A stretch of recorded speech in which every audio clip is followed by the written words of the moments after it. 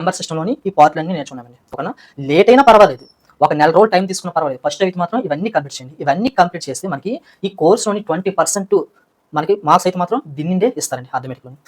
ఇదిగో శాతాలు, లాభ నష్టాలు, బారు వడ్డీ, చక్రవడ్డీ, డిస్కౌంట్ అండి.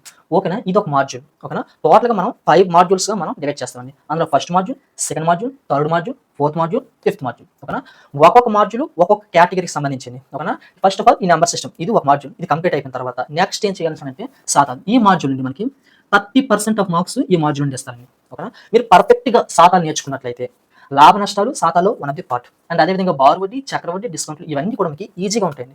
ఓకేనా, అంటే మీరు చేయాల్సిన డీటెయిల్స్ అంటే శాతాలు బాగా నేర్చుకోవాలండి. నెక్స్ట్ పార్ట్ ఏంటంటే నిష్పత్తి, అనుపాతం అండ్ భాగస్వామ్యం, వయసులు, మిశ్రమాలు. మాడ్యూల్ నుండి మనకి ఎన్ని మార్క్స్ వస్తాయి అంటే అప్ టు 25% మార్క్స్ అయితే మాత్రం ఈ మాడ్యూల్ నుండి వస్తాయి. ఓకేనా, అయితే ఇక్కడ నిష్పత్తి అనుపాతం బాగా నేర్చుకున్నట్లయితే భాగస్వామ్యం, వయసులు, మిశ్రమాలు ఇదైతే మాత్రం ఈజీగా చేస్తారండి.